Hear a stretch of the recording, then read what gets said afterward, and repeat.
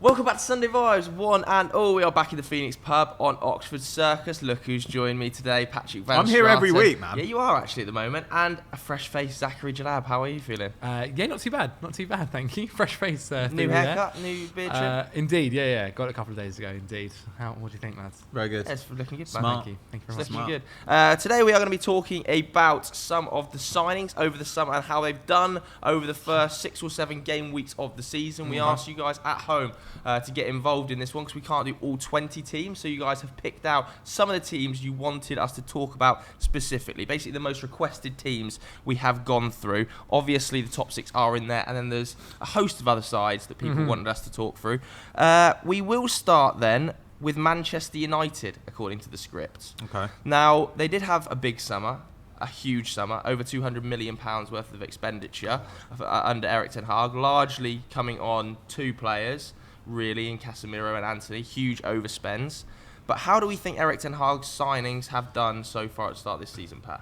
A mixed bag. It's been a mixed bag. Lisandro Martinez has recovered from a pretty ropey start and has been fairly good. Yeah. I think that when he was bad, he wasn't as bad as people said. I think when he's been good, he hasn't been as good as people have said. I think he's basically been fine. I still find it hard to imagine that long term that is going to be the plan for him to play centre-back alongside Varane. I do think that as time goes on, we will see that team evolve, and maybe he will play, not necessarily play as a left back, not necessarily play as a central midfielder, but be allowed to move out into those zones a little bit more. Yeah. It's just that at the moment you need a bit of rigidity because you need people to understand their roles.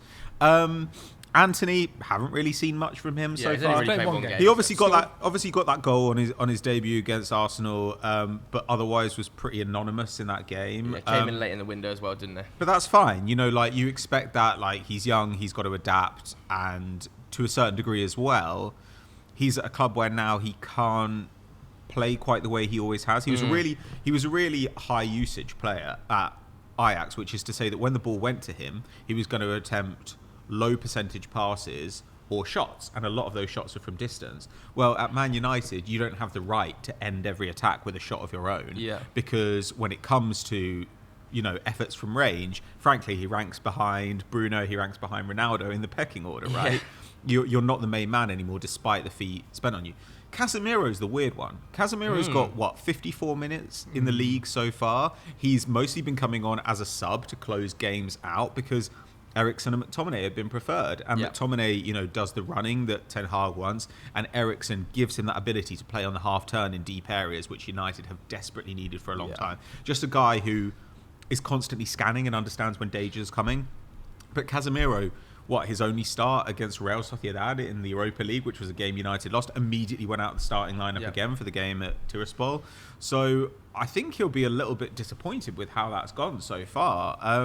Don't get me wrong, I still think he's going to play his way into the lineup. I find it hard to imagine that in the long term, the United side wanting to get into the top 4 is going to be playing McTominay Eriksen as their midfield pairing, despite the fact that both are in reasonable form at the moment. And, you know, by the time we're saying this, he might well, you know, be in the lineup for the Manchester derby. Yes, that's going to be interesting to see, isn't it? It would be unsurprising if he came in for a game against Manchester City. That would make a lot of sense, right? But I think that's probably the biggest shock there, to be honest. Yeah. And maybe the other big shock, though I suppose not, given what we know about the player, is that the most successful of all your signings over the summer has been Eriksen. I think by far. Yeah, I think Malacia has been very good as well. Sure, he's had a big impact on the team. I don't think any of them have been like bad. No, but I would say that Eriksen has been. Eriksen's definitely been value for money. Eriksen's been our best player at the start of the season, in my opinion. I think the way he has been able to knit the defence to the forward line has been incredible, and it's been something that we haven't had probably since Michael Carrick played in that position. Matic at his best had a bit of it. Yeah, but not in the same way. Sure. I don't think. Not in the same way. He was a great ball carrier as well in the Nemanja Matic. You know, when he took that strides into the midfield, very positive player in that sort of way. But the ball round the corner and the little sort of like half turn, like you said, from Eriksen is so dangerous, and it's definitely freed Bruno Fernandes up. It's going to be very interesting today to see whether maybe he goes for a midfield 3 and he goes Eriksen, McTominay and Casemiro and plays Bruno as a false 9. Wouldn't massively surprise me. But then what do you do about Cristiano Ronaldo? I think Cristiano Ronaldo will be begging to start this game, given there's no Rashford and no Martial. Is Bruno less necessary with Eriksen in midfield? I wanted to ask you about this. No, I think Bruno, especially now he's taking the captain's armband, I think he's actually playing really well. And I think what Eriksen allows Bruno to do is to try things in much more advanced areas. Where you don't want Bruno trying things is on the edge of his own box. Where he's at his absolute worst is when he's trying little flicks and tricks and long balls on the edge of his own box and crossfield balls on the edge of his own box. When you have Eriksen, it allows Bruno to do that 40 yards higher at the pitch into the opposition half. Because then Eriksen does it, it's a lot more incisive, it's a lot more controlled, it's a lot more, accurate, you might say. Sure. So he's made a huge difference. Yeah, Malacia as well made a huge difference. And I guess it's just too early to see really about Antony at the moment. But yeah, I'm pretty happy with Manchester United's business so far. And I think Erik Ten Hag will be as well, because all of these players, very much his signings, not club signings. You know, they're all out of the Dutch league or connections to Ajax or some sort of pathway that he's obviously picked up on. Well, one thing I also wanted to mention is obviously Erik Ten Hag is essentially a new signing himself, new manager. How do you think he's been 6 games in so far? Yeah, especially with those first two games. Yeah, really well. I think what I'm been most impressed about by Erik Ten Hag is an ability to adapt in a situation where I think he's quickly realised that that's not going to work. This isn't going to work. I think there are a lot of elite level managers who have a philosophy and will like die by that philosophy and refuse to change it, and that's fine to a level. But I think Erik Ten Hag quickly realised after those first 2 games he wasn't able to play that exact way. He's adapted and changed just little bits and pieces, been brave enough to drop his captain in Harry Maguire, been brave enough to keep Cristiano Ronaldo out of the team, and it has paid dividends. So I think it's been a good start. It hasn't been the perfect start, but it's been a good start and it's been a foundation for him to build on. So pretty impressed early doors anyway. Let's move on to Chelsea next then, since we've got you here. Again, was it the biggest summer in football history? Close or I think it was. Yeah, I think it was for sure. Especially with some of the last minute deals that happened. There's a lot of players to go through, I guess. I think it's probably definitely too early as well to judge Potter. He's only managed 1 Champions League game. Yeah. He would have played Palace by the time this video goes out, so it'll be interesting to see what the result is in that. I guess we'll start with the defence. Koulibaly. Sus, mate. I think he's probably getting a little bit too much stick than he actually deserves. I think it was a rash decision to get sent off against Leeds. I don't quite understand why you do something like that. It was a rash decision. Rash decision to get sent off. Rash decision. But it's more so as well, like, judge the situation there. Like, you're an experienced defender. You're 31 years old. Like, the team are losing. The one thing they don't need is now to get a sending off for no reason when they're 2 down at that point. But at the same time, I will say, like, he cost, I think it was £33 million. Like, he wasn't the most expensive defender in the summer. That's for quite sure. A lot for a guy of his age. It is, and I will. And the whole point was like, this guy's going to come in and not do that kind of dumb stuff. He's going to come in and be a safe pair of hands. Yeah, I think he actually got more. He's already got more red cards than Rudiger ever got. Which is mad to think about. Given the way that Rudiger played. Exactly. But there have been elements that have like that you are starting to see when he has played in that 3 at the back on the left side. Like, he can carry the ball, he can pass the ball actually very well. Yeah, he's a very good passer. But like, already kind of seeing what apparently with behind closed door training with sessions and games. I think we played Brighton behind closed door, and Potter was using a 4 at the back. So does that come at the expense of Koulibaly for you? I think you have to be playing Thiago Silva, and when you're spending 80 million on Wesley Fofana, you have to be playing Wesley Fofana. And so you need some legs. You need some legs in that back line exactly, with Silva. Like, as good as he is, exactly, playing the centre of a back 3 is and that's where Fofana easier. is. But supposedly in that closed door game, it was Fofana and Koulibaly.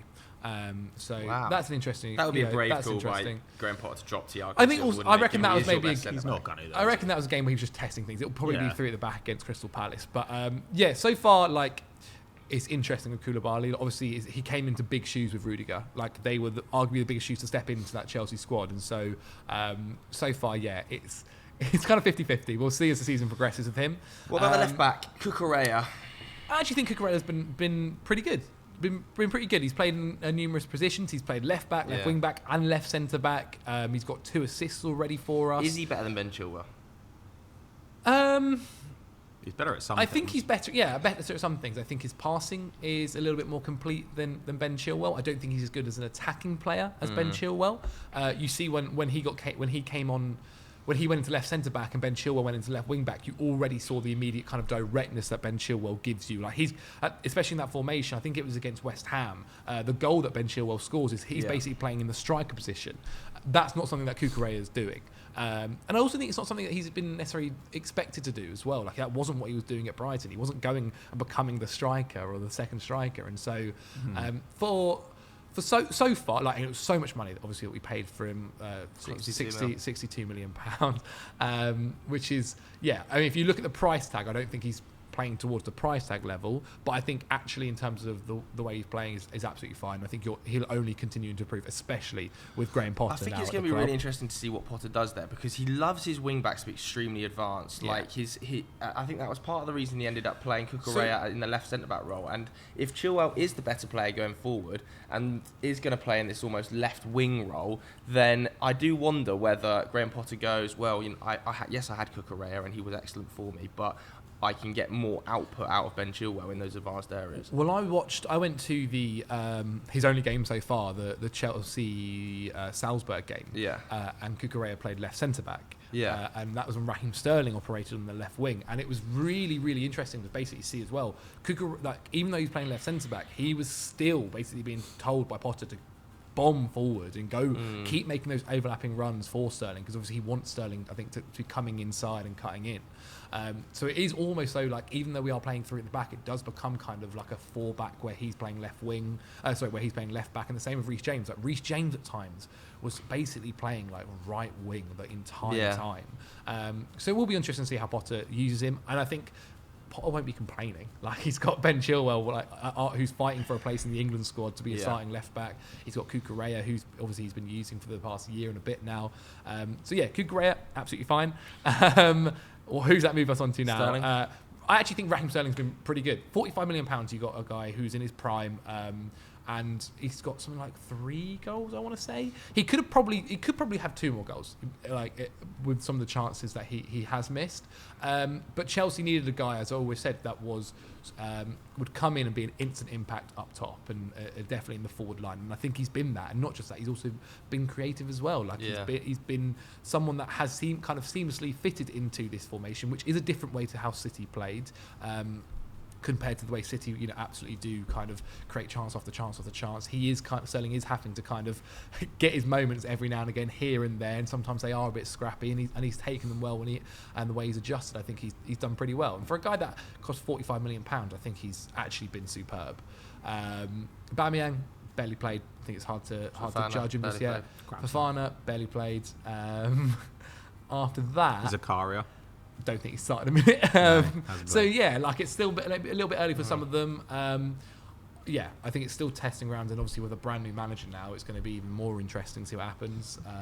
And I guess obviously you had Brozier come back from loan, and Conor Gallagher, but they're not necessarily brand new signings, but they've also been okay. Brozier more so than Gallagher.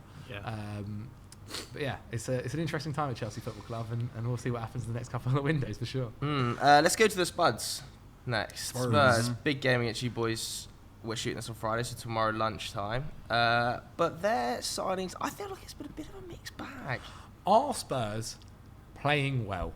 We did this last week, didn't we? We answered this last week. It's hard. I think they're a good team, but we talked last week about some of the kind of red flags in their numbers and in the eye test. Like, you watch them and you're like, oof, God, this is boring. And just like 11 guys behind the ball. And as I was saying last week, they give up a lot of shots, which...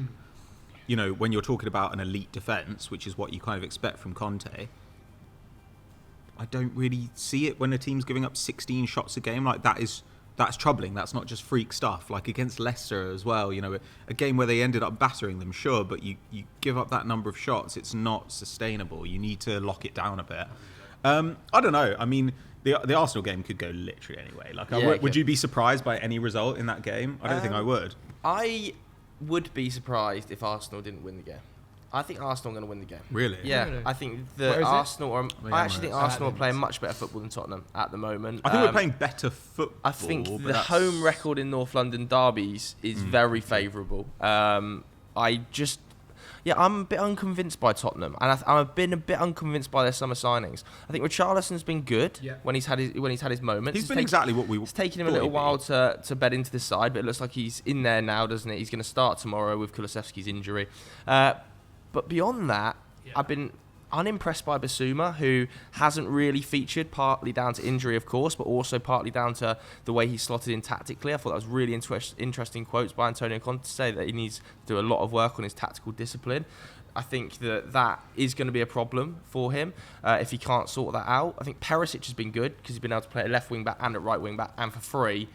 That's pretty much it's hard to moan at free. Your ideal position. Who else did they bring in? Spence, Longley, Forster. Jed Spence has been non-existent, nowhere to be seen. Forster's not got a minute. Longley has been okay, but barely played. It's a loan signing, Longley.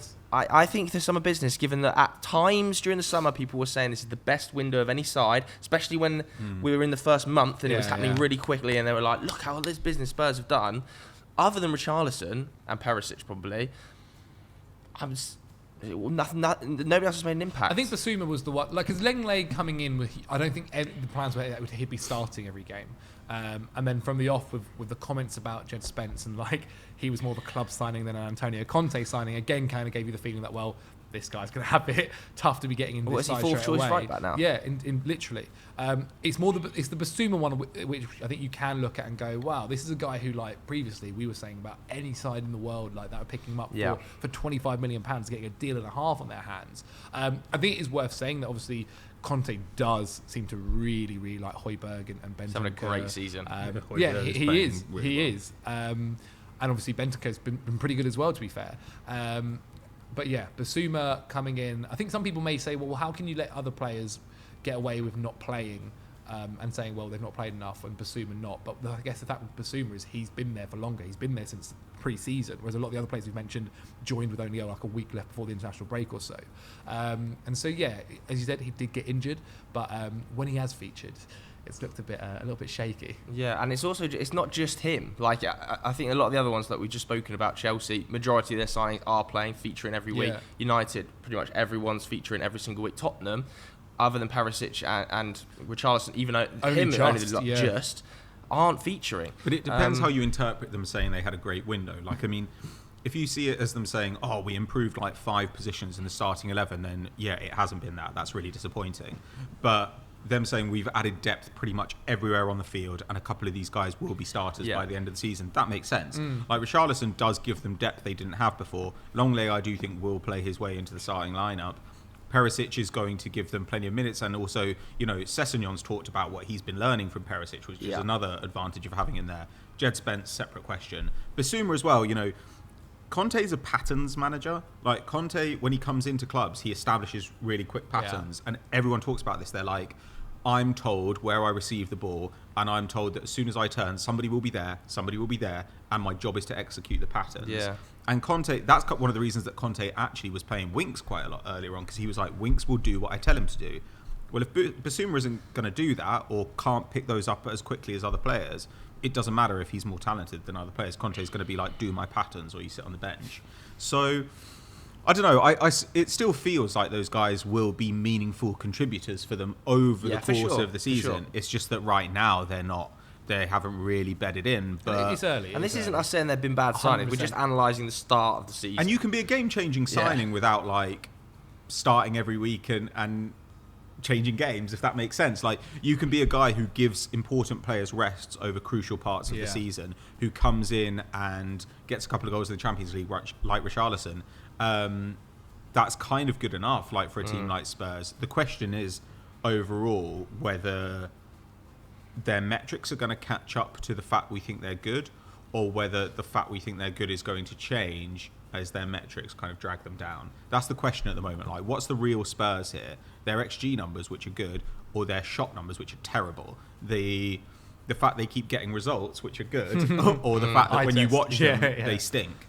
Which is it? It's really difficult to say. The North London derby tomorrow is going to be a spicy affair. I think that could be a very good point as to where their season might go. If they pull off a result against Arsenal, where you go, then okay, they may not be pretty to watch, but they're getting results. And that's hard to argue. I'm a bit of an NLD denier in some ways. You can win the North London derby not make your like Arsenal and Spurs. Their objective is to finish in the top 4 this season. Yeah, 100%. Like Arsenal could win both derbies and not do that, or they could lose both derbies and do that. Like I mean, it's a narrative creator, though, isn't it? Yeah, maybe it's just that I always feel the narrative with the NLD is a little bit outsized for what it is, because I'm always kind of like, one of these teams will probably get top 4, one of them probably won't. Seeing your fans on Twitter as well, geez, both fans just like the way they're reacting to it, as if they just don't want the game to exist. It's ridiculous. Both sets of fans are nervous. But maybe it's just the fact as well. Like my attitude here is like cultivated by the fact that I grew up where Spurs were not our rivals. I care much more about like the United game. Yeah, let's just go straight into us. We're chatting about them, shall we? Because I feel like their players have settled quicker than any of else. They have settled well. I mean, like they had established roles they were coming into, right, which kind of simplified things. Gabby Jesus straight in at centre forward, fits the role perfectly. Has been, I think, even better than we would have expected. What is it? 6 goal involvements in the league. Yeah, 3 goals, 3 assists. Think 7 goals. Oh, maybe 4 goals, 3 assists. 3 assists.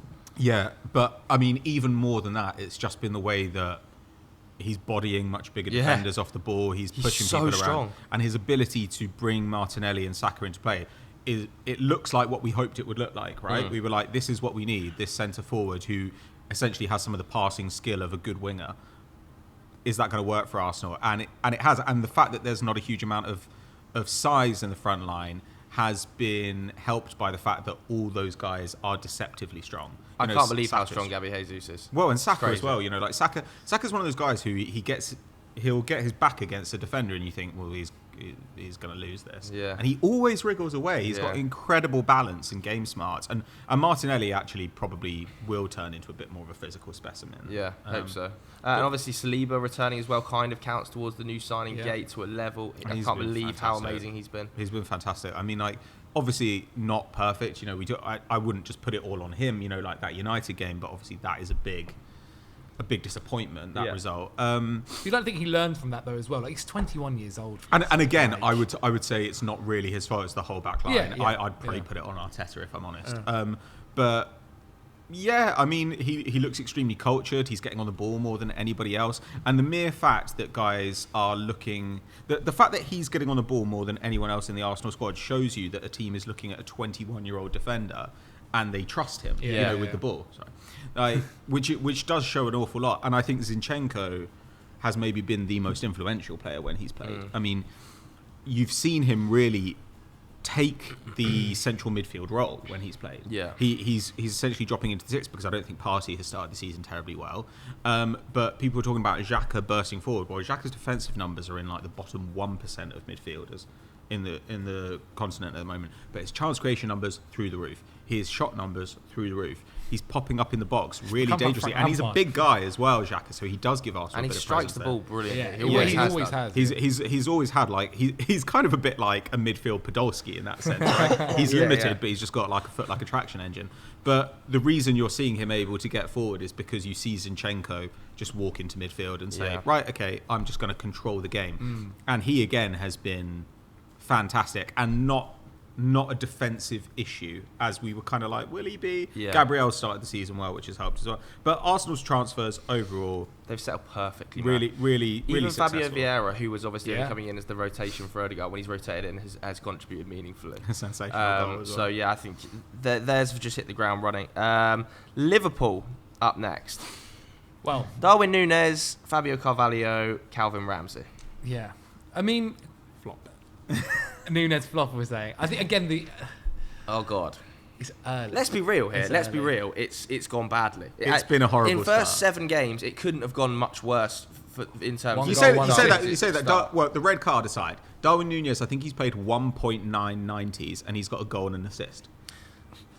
Okay. Did he mean them though? I mean, that was like when you watch him play. Did he mean them? Did he mean them? It's like, you don't get. The one of Fulham's like bounced off his leg, isn't literally. It? And sure. Like I think Darwin's going to score goals. He's going to score goals. But I'm unconvinced about how he links the front line together. I think the middleman at Liverpool classically has allowed the inverted wingers lots of success by dropping in, pulling centre-backs with him. I think most of Mohamed Salah and Sadio Mane's success in behind is when either Firmino, Diogo Jota, whoever it is has pulled a centre-back out of position by dropping in to receive the ball short, allowed the space to be created, and a player like Trent or Thiago or Virgil has been able to hit that ball in behind. That doesn't happen with Darwin because he wants to operate in, he wants to drift into channels, he wants to run in behind, he wants to stretch teams. And Luis Diaz also quite likes chalk on his boots, not in the same way Sadio Mane wants to come Luis inside. Diaz is much more of a ball to feet guy than Mane was. Yeah, absolutely. So that does help the balance a bit. But it's, I don't. It feels like the balance is off for me, and I'm sure Darwin is going to get sorted out because it doesn't help. The 3-game ban was a disaster, really, for that, wasn't it? And that's part of the reason that they haven't been able to find any fluid connection. So obviously, I think he's going to score probably 15 goals across the course of the season, or not more. But in the first 7 games, it's been rats. It's been rats. But then you already mentioned like Jota's coming back from injury there. Like once he's back in, he can be the guy that I guess does that. And we're not talking about going forward. We're talking about the first 7 games of this season. Okay, yeah, I guess so. Rats, Yeah, 100%. I think especially with the money that they spent on him. I also will say I think like social media that were looking for that one signing, like Lukaku last year. Social media was looking for that one. Who's the signing that we can really? And it never get happens to onto Liverpool. It doesn't, because Liverpool signings always have worked out really, really well, and that's just kind of the system that Jurgen Klopp has and the way they work. And unfortunately for him, he's had a couple of memeable moments that have kind of found legs on social media, and then Liverpool fans haven't helped him either, posting videos of him shooting over the bar and going, "What a rocket" and stuff. And like this sort of connection just starts to like slowly snowball. 100%.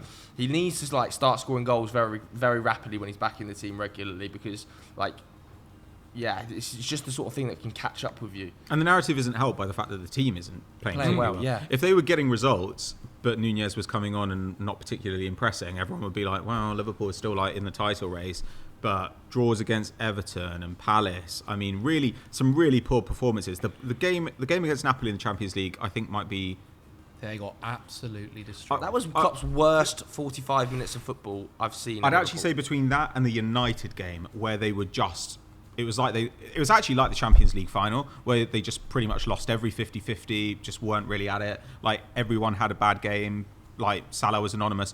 You look at those 2 games, and I think these are as bad as any 2 games that I've seen Liverpool have under Klopp. Yeah. Really, really bad. So that stuff doesn't help. If they hadn't had those results, then I think people would say, well, what are you going to do? I mean, look how well Liverpool are playing. It doesn't matter. But yeah, when you've got Nunez there, and really Diaz is the only one of their forwards, except for Firmino, who kind of only half counts now, who is a guy who wants the ball to feet. I mean, Salah can do it, but it's not what you want him doing. He wants him behind. And that's asking the ball up. And that's putting a lot of pressure on the midfield. It's basically saying we have to play Elliott and Thiago, and they have to produce a lot. And if one of those guys is out, especially Thiago, then suddenly you look at a team and you're like, everyone here is just like, they want to run off the ball. Like, what are we doing? It doesn't quite make sense, and Trent's been horrific. Like, well, I say horrific, I mean attacking-wise he's been better than ever. But, it's just... I can't lie, I'm really enjoying it. I think it's really fun, and also he's inevitably scoring against Brighton. He's inevitably scoring. Well, it's also it'll be nice to see Klopp actually have to work something out for the first time in quite a long time. Like, Klopp has had a team where for ages he could mix and match the odd player, and it didn't matter because the rest of the team was so stable and knew each other so well. Oh no, definitely. For them getting in it. Well, now he's got to earn his money and do some actual like changing, and I think I'm intrigued to see how he does it. But the question is, does he try and make Nunez, kind of like you were saying, a guy who will drop deep and think he's technical and fill that space? Or is he going to have to completely reconfigure the way his attack plays? That's interesting. Yeah, I don't think Darwin's technically that type of player to come receive the ball on the half turn, draw a defender out, set it. Like, I just don't see him being able. But then surely you look at their scouting, like the scouts would have looked at him and known that from the beginning. Well, I think when you watched him play for Benfica. Potentially what they're thinking is that, like you said, Sadio wants to run in behind. Yeah. Darwin's going to be able to stretch teams as well. Luis Diaz. No. Sadio wanted to run in behind. And Darwin can do that and can offer that physicality that Sadio had, and Luis Diaz wants to come a little bit more kind of towards the ball.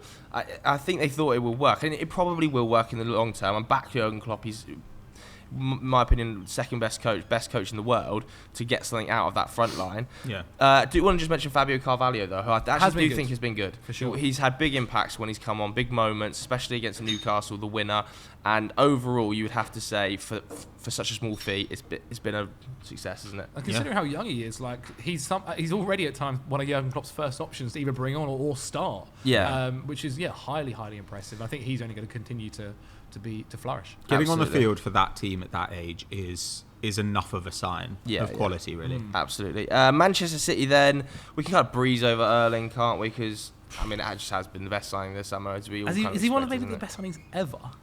Come on, probably. Let's calm down a bit. It's early doors to be calling him the best signing ever. Robert Lewandowski signed for free. Only 50 mil, man. I mean, it's wild. Look at what he's doing. I know. Like, it's legitimately it's early call to say the best signing of all time. I've just written an FD explained on how good his start to the season is. And obviously, we're projecting after very few games. So, like, if he doesn't score for a couple of games, then it'll radically change those projections. But like the prediction is he'd get his 50th goal in like the 32nd game of the season or something like that. I mean, it's which is Brighton away. I mean, the numbers are just silly. He's now had such a good start that he only needs 14 goals from the next 18 games to break the record for like the best start by a Premier League striker ever. He hasn't even got to deal with the World Cup. Is he on for, if he scores a hat-trick today in the Manchester Derby, is it 3 hat-tricks in 3 home games? I don't know. He'll be on 14. He'll be on 14 in 8 then. In the Prem. And he scored in 4. Oh my god! And he scored in 4 consecutive away games as well. I mean, like what he's done is just like when City kind of like they were horrible against Dortmund. They could have easily lost that game, and they were kind of lucky to get back on terms. I mean, it was just like the keeper decided to take a day off. But the goal he scored, you're like, there are maybe... In fact, he might be the only player in the world who can score that goal at the moment. Zlatan used to be able to score. Yeah, Zlatan would score that. But even like Lewandowski or Ronaldo have never really been the type to score that goal. Yeah. Like they've got the talent, but they don't really do that kind of thing. They go with their heads. That back post run he makes all the time as well. Kevin De Bruyne just knows he's there every single time. And they're not even playing his game. They're not even playing his game. That's the interesting thing. How often you see him try and make a run in behind, and you see City players look at it and just decide not to. Yeah. Like they don't do it, and you see him really often making these runs and then like complaining that he hasn't got the ball. So it's interesting that he came from Dortmund where he was able to run in behind a lot. Yeah. He's able to do that far less in the Premier League, but he still has been able to do it a bit, and he's been able to generate enough chances from other sorts of situations that he's scoring tons of goals. That's really impressive. I think one of my favourite goals, obviously the acrobatic goals are all really nice, but one of my favourite goals he scored so far is that one against Newcastle where he holds off he's holding off 2 defenders and then he's so strong, sprinting as quick. Like that's one of the things as well. Like, traditionally, when football obviously a little bit ago was happening, and you were a tall player, like you weren't necessarily that fast. Whereas he's a physical freak. Was it that Wolves thing as well? Where he's like running, just shoves. Who is it? Johnny that he shoves away as well. I'm not sure, because I was like, Johnny's a hench guy. Like Johnny's got big arms and shoulders, and he literally just like no. You just look at defenders. I think when defenders face up against them, they just go, God, what am I going to do here? I can't wait to see him go up against like Virgil or just the bigger guys in the Premier League. Like I really can't wait to see him like take on the guys who can. Yeah, seriously, or like like those kind of guys. I'm quite excited for him to face off against people who are physically. Like Van Dijk is physically a match for him. That'll be interesting. And I will say there have been a couple of games where I think defenders have kind of at least partially managed to defend him. Have they? He scored 14 goals in about 9 games. Yeah, and then he just find like a back post like 85th minute, and the City end up winning it. I think Akanji's been good as well when he stepped into the starting lineup. I think one game so far, but he was one full 90. I think he looked alright. I think he's probably gonna have to start now. John Stones looked like he pulled his hamstring on international duty of England, didn't he? So I would expect Akanji probably to start. City have had an issue with defenders getting injured for the past couple of years now, and I think he was a nice pickup. Just as well, they've got 5 centre backs there. Safe on the ball, can kind of he's comfortable defending in wide areas. Like smart. Fantastic. But it's interesting with the Haaland thing that for years people have said, "Oh, Pep doesn't really manage strikers." Yeah. And actually, Haaland right now is playing much more as a conventional 9 than he has done at any point in his career. He was playing way more. You saw him running far more on the ball at Dortmund. Now he is pretty much a penalty box striker, and he looks unbelievable. It's very interesting to see. Guardiola do that. Alvarez looks good as well. Just to mention when he comes on, looks pretty dangerous, doesn't it? Phillips hasn't played. Really. No, Phillips been injured, isn't he? He's been injured. Should we talk about Phillips because that was a big money move, wasn't it? And obviously, I'm trying to think. Has it gone differently from what we expected? Injury? No, he's got to go for shoulder surgery now. I think he's had one game, hasn't he? But we all expected him to be like a bench option. Yeah. When he went there, we were like, this is a bit of an odd career move for him, but great signing for City. And that's kind of what it's I bet Pep would love it if he didn't go to the World Cup. He would love it. Yeah, 5 weeks of intense. Well, yeah, like Rodri comes back from the World Cup, like maybe he's gone deep in it, and you can just bring on Phillips and play him through January. I think Pep would absolutely love it if he doesn't go. Let's go on to some of the other sides then that the guys at home were suggesting we talk about. Wolves.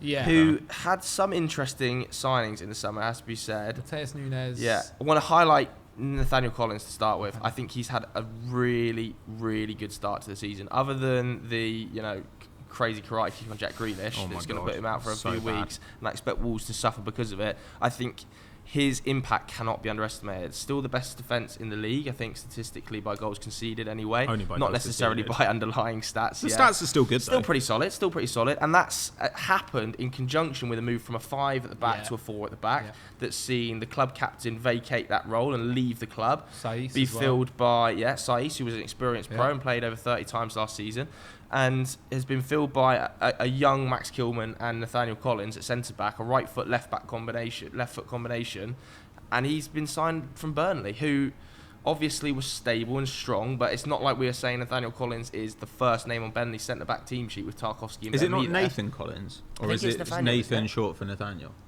In this case, I thought it was either or. Whatever. You're probably right. Nate Collins. I just think he's been bloody brilliant for £20 million. I think that's one of the better centre-back signings of the summer. You expect like the odd bit of rashness from a young defender as well. It's the price you pay. Yeah.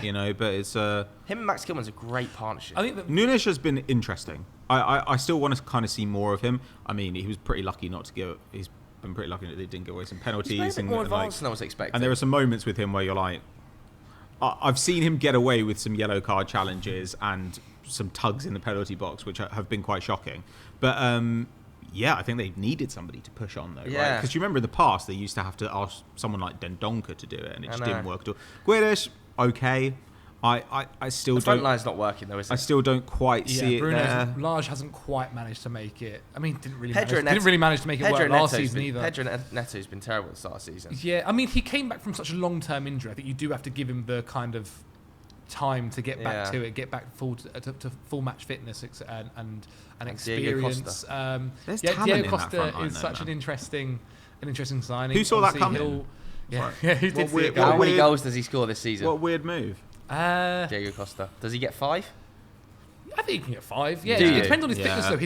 His fitness at Atleti. He hasn't played for 9 months. Before he left Atleti, his fitness was shot to bits. And it was shot to bits at Chelsea. He's only got older. Well, he was shot to bits at Atletico Mineiro. I don't think he was allowed to leave. But I don't think 5s. Because obviously they've got Jimenez, who is currently optimistic. Jimenez is out injured, isn't he, at the moment? I think. Yeah, I'm not sure. Hasn't started the season great either. Who's the boy they signed from? Guedes? No, Leipzig a couple of seasons ago, or Salzburg. Hwang Chan, he has also not got. He started really well. Is out. Everyone's out. Yeah, that's exactly. A shame, isn't that's it? Kaladzic's ACL. I absolutely forgot they'd signed him, given that was the pinnacle striker signing of the summer for them. I would have loved that. I think that would have been really cool to see. That's such a shame that Kaladzic injury happened. That's the only reason Diego Costa came in, really. But he's a good long-term, prospect there. Like he's old enough that when he's back to fitness, he should be a good long-term replacement for Jimenez. The question is what he comes back as. I guess, that's such a shame. And at that height and that physicality and he's so tall. It might be a difficult recovery. Tiny head. Yeah, tiny head. He's got a real like NBA 2K head. Yeah, he does. Everton. Yeah, I think that their signings have bedded in almost better than any other team. Everton's. So name him if you can. Tarkowski came in. Tarkowski and Cody at centre-back, who both started the season as the centre-back pairing and are playing really, really well for them comparatively to what they had last season. I'm not saying Everton are league winning, but I'm saying for what Everton needed, which is stability, these players have had big impacts. Amadou Onana has come into a midfield, immediately made them look stronger alongside. He's just a natural defensive midfielder. Alongside Idrissa Gueye as well, who does the simple stuff very well. He's not the player I think he was when he was first at Everton, but has allowed a player like Alex Iwobi to really be free in that 8 role. Those two are working really well. And Neil Maupay, he's only scored 1 goal. He's missed a couple of chances. But Richarlison never hit double figures at Everton. I'm backing Neil Maupay to get 7 or 8 goals this season, and that would only be one less than Richarlison's best ever season at Everton. So God, yeah, he does do that, doesn't he? So I think like that's an absolutely that's a 8. fine signing. I think of McNeil, Patterson as well. Patterson's had a huge impact in the fullback area for them as well. I think that their signings have embedded themselves into the team immediately, and they're quite Frank Lampardy signings. If you like, they're not the black book. They're not the flashiest. They are quite black book signings, but they're working. I think that's what they they're needed, working, right? man. We kind of said that it was going to be tough to get players that were flashy signings when you just come out of a relegation battle, and really you're projecting to possibly be in a relegation battle this season as well. Yeah. Obviously, I think they're possibly looking at new owners coming in as well at the moment. And yeah, Frank's done some pretty getting Iwobi into this 8 role was really, really interesting, and it's working really well at the moment. I mean, the game against Liverpool, I think people were going in there possibly expecting them to get maybe a big scoreline for Liverpool. They should have won that game. Yeah, they should have. I mean, Jordan Pickford as well, playing out of his skin. Obviously, he's injured, but he'll be back soon. Dominic Calvin-Lewin is also meant to be coming back pretty soon as well. So things are looking positive for them. And yeah, their new Given signings they didn't spend too much money, I think it's been pretty impressive for those signings. Yeah, I mean, I think Tarkowski, you kind of always believe, Tarkowski we've always believed as a Premier League centre back and quality, and getting him on a free is brilliant. Connor Cody, the way they brought him in, as you said, that is more of like a black book signing of looking at. And they needed leaders in that team, and he's like, that's what he brings, isn't it? Yeah, completely. I think every Everton fan so far must be very, very happy with the way things have gone, and are only going to continue. You'd assume. Should we go to West Ham then? Because I feel like West Ham's an interesting talking point. 1 win in 7. David Moyes supposedly under quite substantial pressure. There was an article in the Telegraph this week, I think, written by Matt Law, that said that he needs to start winning some games effectively. Obviously, it's a longer read than that, and it's slightly harsher than that, but he does need to start winning some games because certain players haven't bedded in as well as we thought they would. I have to say, I thought there was going to be an issue with Scamacca when the season started. You did say that. I just didn't believe that David Moyes would pick him over Antonio. And I still think if you said to David Moyes, what's your best 11, David? Scamacca would not be in it. And I think he's better than Antonio. So it's like, again, a little bit like Board versus Moyes. That felt like a Board signing.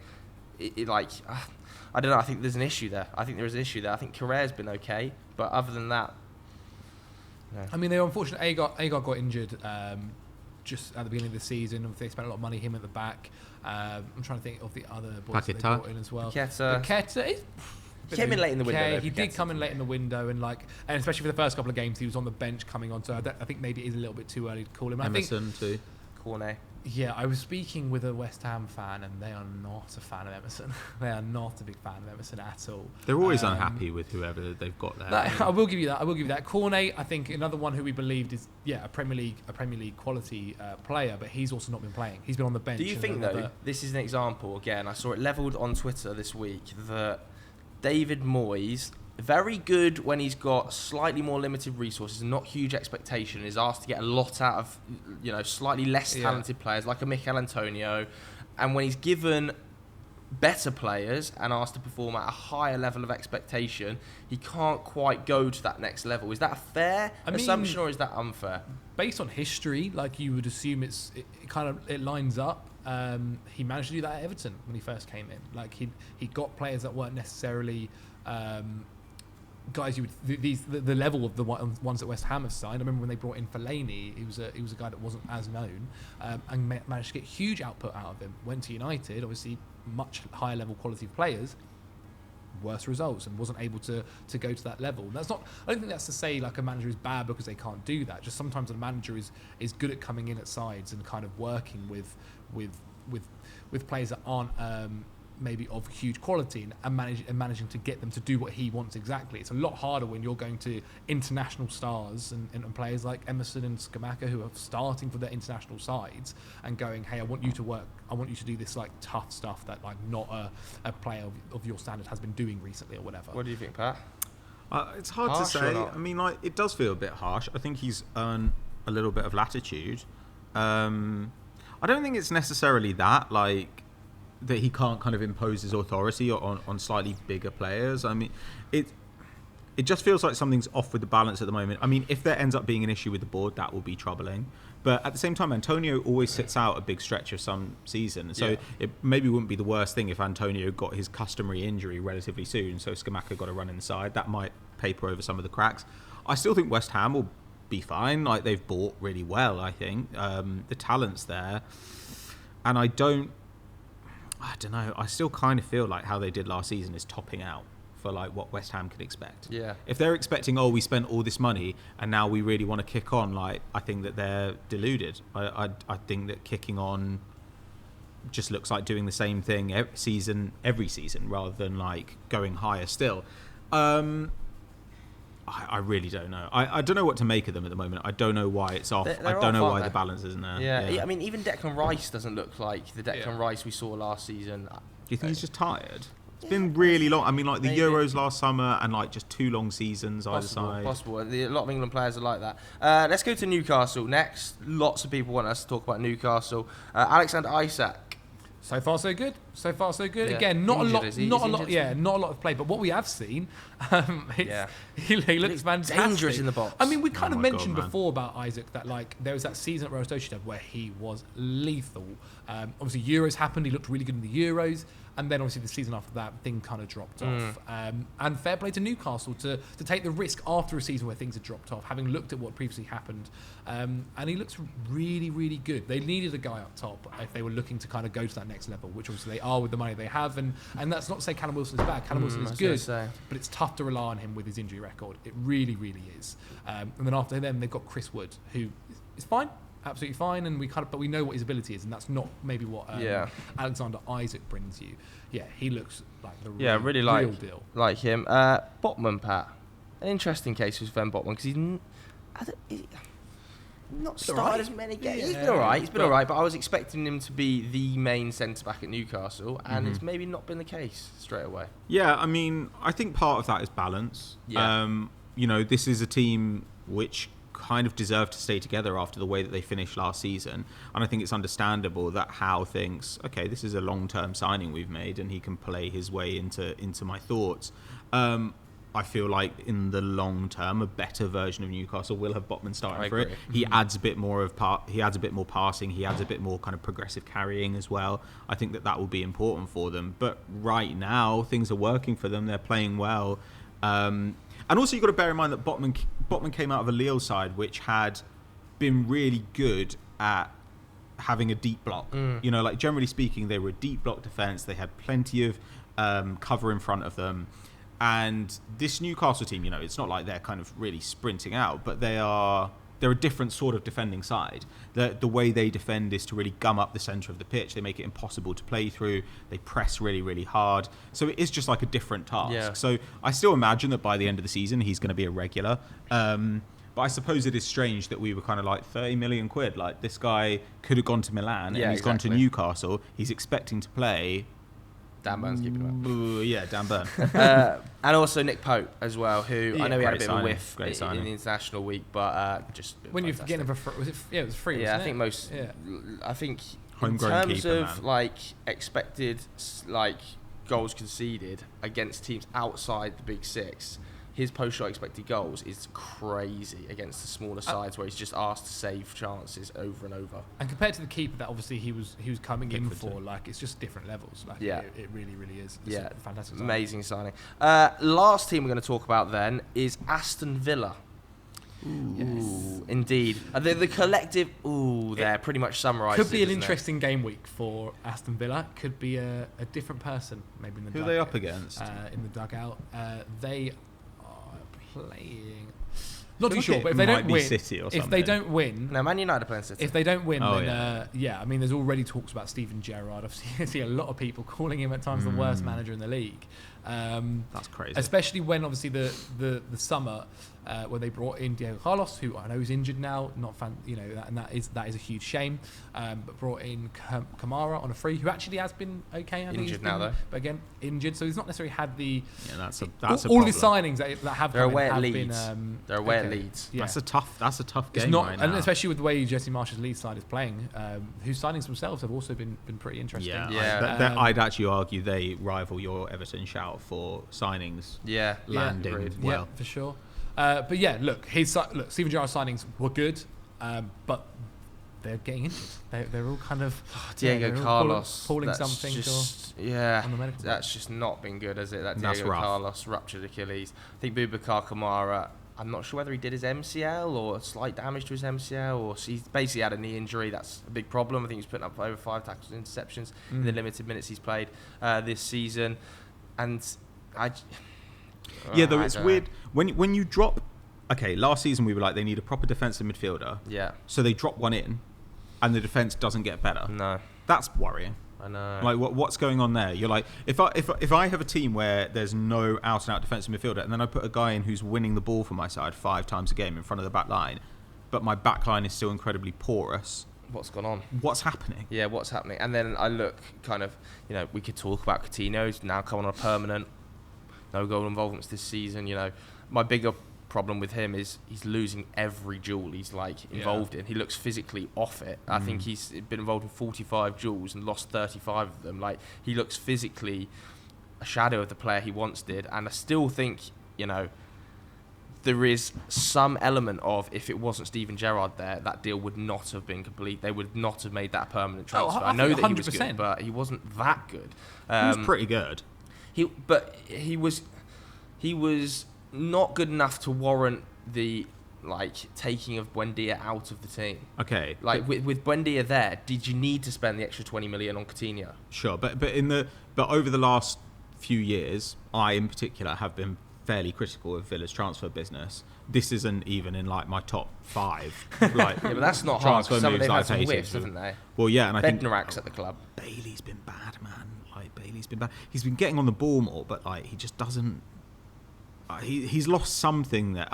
It's a really difficult one, Villa. Because Villa are almost in some of the same situation as West Ham, right? Which is, when you're a manager, you're like, give me better talent. But then once you've got better talent, people are like, well, you should be doing better. Look at the talent you've got. And you do look at that Villa squad and you think, there should be a good team in here. Why isn't there? And their talent should be good enough to be at least mid-table. Yeah. And they just look... They're a basket case, man. Yeah, they need to sort it out. And also, we haven't talked about Leeds, but I agree with Pat. I think Leeds' transfer business with, Mark Rocker looks brilliant, Tyler Adams brilliant, Brendan Harris looks brilliant. They've had so many good additions. Sinistera looks really exciting. We'll do a couple of quick fire questions then. Bojack says, if you were Jude Bellingham, what club would you go to next summer? It's tough. Because I think the big ones are... Should he go to Chelsea? No, but the 3... The answer is Real Madrid, mate. The 5. Nah. Yeah. Real, United, City. Because you've got to think about who's going to be affording him. Chelsea and Liverpool. Don't think Liverpool are going to be spending 150 million. Are you going to do another 150 million in the They're going to need to spend big on a midfielder. Chelsea need a midfielder, and it's either Declan Rice or Bellingham. It'll be Rice. And we'll see what happens there. If you had to ask me which one, I prefer Bellingham, just because I think he's obviously younger and he'd probably do potential be doing a medical now, like in Nkunku. Fingers crossed. If you're the only thing I would like to know about Bellingham is how keen he is to return to England, because he could still go to Real Madrid and return to England when he's 25. Mate, he's not watching this. It's just fine. I think that Liverpool is his most likely destination. If Liverpool stump up the money, I think he'll end up at Liverpool. Yeah, I think so. It's whether or not they're willing to do that and stump up 150 mil. That's very. I know they did that. It's double what close they do to that on Nunez, but it's an awful lot more. I think if I was him, I'd go to Real Madrid. Camavinga, Tchouaméni, I think the opportunity Bellingham. to form that midfield 3 is not going to come around particularly often at a club. So then play with Vinny. Yeah, exactly. You don't have a final third player there. I think Bellingham actually operates better in more advanced areas. He when he gets in and around the box, especially in an England shirt, I think he looks much better than when he's trying to operate in defence. I think he's really strong in transition, and a midfield 2 of Camavinga and him with Tchouaméni sat in behind as the future of Real Madrid's midfield. I can't see a more exciting project out there than that. Liverpool's, yes, but how long's Klopp going to be there? What's that team shape look like when Salah leaves? And you just know when Virgil van Dijk leaves? Man City potentially, but Madrid, the plan being executed there with Tchouaméni, Camavinga, Vinicius Junior, Eder Militao, I think it's just so exciting. I just can't see a better young midfield 3 in the world. You're guaranteed trophies at Real Madrid. You're probably guaranteed a Champions League. Even with City, there's questions maybe over whether they could do it in the Champions League. But going to City, working under Pep Guardiola, playing with Erling Haaland again, who you're a really good mate with. I think that Gundogan role is there for the taking. Gundogan is aging out of it. And actually, some of the key Does players, he suit a City side? some of the key players, I He think can, playing mate. that Gundogan role, I think that would suit him really well. Like what you've just said. I think he's all action for City. I think he would be really. Pep- He's also always really good against City. Yeah, but which like you know when helps. he's like, He is, yeah. I think the best of Bellingham is when like against England when he was in the left back slot smashing into someone, you picks want the him ball up, everywhere. then he's right wing, then he's up front. Like I think City are a bit more structurally rigid than that. We could make that same argument about Haaland, though. We could have said about Haaland, like, does he fit this City team? Like, does Grealish fit this City team? But like, Grealish not doesn't really fit the City team, does he? Well, I don't know. He's still producing quite a lot. Like in terms of midfield progressive play. But I don't know. Like, you look at that City side, and there is going to be a degree of turnover in it because De Bruyne's into his 30s. Mahrez is old now. Gundogan is old now. I don't know. Silva might leave. I do think that they are going to need somebody to stitch together the midfield and the attack. And I'd be thinking, who are we going to get to replace Gundogan, who's been a phenomenal signing for them? I don't know. Bellingham's got the range to do it and has the ability to pop up in the box. I mean, admittedly, he's massively underperforming his XG so far this season, but that happens, and he's going to get a bunch of goals. Yeah, he's still a real goal threat for a midfielder. So you two, Man City. I'm saying Madrid. Or Liverpool. They do have like an established. Basically, you go somewhere where there's a clear role for you, right? Yeah, definitely. I don't think Chelsea. I think Chelsea doesn't really make sense. Nah, like if Chelsea are thinking about Bellingham and Rice, they don't know what they want because those are two. I think really they need different both. players. They need both. All right, personal. Ian Meerhoff, what's your worst job and why? What's the worst? worst What job was your worst job and why? I've only really had two. 3. Paper round, WH Smith, FD. FD then. Clearly FD. WH Smith. Shift was at Gatwick. In Gatwick. 2 a.m. start, finish at 1 p.m. on a Saturday, sometimes a Sunday. Only at one school. day a week. So it wasn't even a job. It was a job. It was a Saturday job. Oh, I was at school. This is all I've known since college. Like, Christ, I don't know. When I was in sixth form, I worked at Superdrug, and that was like, I mean, I can never imagine you working as super. was like I couldn't That imagine is Pat the most working. I couldn't imagine Pat working retail. Me coming up to you and asking like, "Where's the paracetamol?" I just can't imagine you in the little Superdrugs uniform they wear. you just wore a black t-shirt. what? What am I was a thinking black of? The white t-shirt. one with the little blue trim must be Boots. Damn. Yeah, I think it's boots. Yeah. But why is it so weird? I don't know. It just is. I think I feel like you just think I'm better than working in I a feel shop. like you It's would fine. just go. I say wear the paracetamol and you go find it yourself. I mean, I did. To be honest, it was quite a depressing job, but not least because the lighting in those places. Oh. So you'd stumble in because it was a weekend job as well, and you'd stumble in on a Saturday or on a Sunday, a bit hungover, and the light was just fluorescent strip lighting, and you'd just be like, oh Jesus Christ, and you'd have to go to the perfume section and cheer yourself up by flirting with the guy who worked in the perfume section, which was great. Mate, I remember you Married now, I used to. both of us. I thought you Not meant, to I thought you each married. other. I thought that was your wife. No. I still remember. I have memories of 4 a.m. and 60-year-old or older men just shouting at me because the Guardian isn't in the section, and I'd just be like, "Lad, it's not been printed." Lad. You know what I mean? It's not been printed. Lad, it's not been printed. What do you want me to do? Write it myself. Oh my god. Lad. It was rough. What was Wasn't Chris in a pyramid scheme or something? He seems the type. What did you do? Probably restaurant cleaner, Oh, yeah, I like can toilet imagine that being cleaning, rough, yeah. like Did you ever work behind a bar? Why do I feel like I remember Yeah. you saying that you did? yeah. But I don't mind. And I can imagine mopping up pub work. we always mop up the floor when we've gone in with the baby because sometimes you see the state that under a high chair Yeah. it Just must be horrendous. cleaning toilets that other people have used is just not nice. Like when it's Fair. on a daily occurrence, and in a restaurant where multiple people are using it, and then you're cleaning the floors, and it's just not particularly nice. But working there, And it's- when you have kids, it will and prepare you. it really did not pay well. Yeah, that's the thing, right? That, The job is always horribly paid. I remember, right? Horribly So I paid. think for it was really poor pay. I think for a shift at WH Smith, it was 40 quid for my age or what it was. And I remember somebody went to a country where they couldn't exchange British pounds, and they were they had a 50 quid note on them. I know. And they had 50 quid note on them. I remember them telling me You I paid can't cash in hand. No. By No, WH Smith? but this guy was going on holiday somewhere, and he couldn't exchange pounds, and he had 50 quid note on him. He went, "Do you want it?" I was like, "Yeah, if that's okay." Why wouldn't and he just keep hold of it? He gave it to me. Do you Yeah. remember what your hourly I earned was more as a on that restaurant one. cleaner? My hourly was I think mine was £4 something. Mine was Yeah. £5.35. Yeah, I think mine was about £5.20. £4 Grim. 83 maybe. Way below living wage. Yeah, Yeah. 100%. But it was only young. But when you were It is good for when you, you were though. It is good 16, for you, 17, and you yeah. had you'd bring in what 40, What did you 160 spend quid, it? 160 quid a Why month. did you just spend on KFC? It was Yeah. like, Yeah, of I'm course. cleaning toilets to buy KFC. It's the most depressing thing ever. I would 100%. earn the money on like a Saturday or Sunday, spend it the next Friday, Saturday Yeah, night, then earn the money that Yeah. weekend for the next, Literally. and it would go Or, out. go on Steve FIFA, Circle. or that or FIFA packs. Yeah. Jesus. Yeah, that's FIFA packs. all right, that's it for another episode of Sunday Vibes. Pat has something to plug, so go on, Pat. Yeah, check out my podcast, the Unseen Incidents podcast with me and Pete Dorman, formerly of this parish. Yeah, we're on episode 2 of that. So if you subscribe, you can find it on your favorite podcast app. You can also go through my Twitter or my Instagram and you'll be able to find it too. On the latest episode, we talked about what's wrong with Liverpool, if anything. We talked a little bit about the Barcelona Atletico Griezmann situation. We also talked about what we hated this week, which, as you can imagine, if you know me and Pete Dorman, is very much our bread and butter. And of course, there's also bonus episodes for subscribers. But that episode is freely available, episode 2. And of course, there's episode 1 as well, where we talked about Potter and Tuchel. There you go. Go and check that out. If you enjoyed this video, make sure you hit the like button. Please do hit subscribe as well. Thanks very much for watching another episode of Sunday Vibes. Goodbye.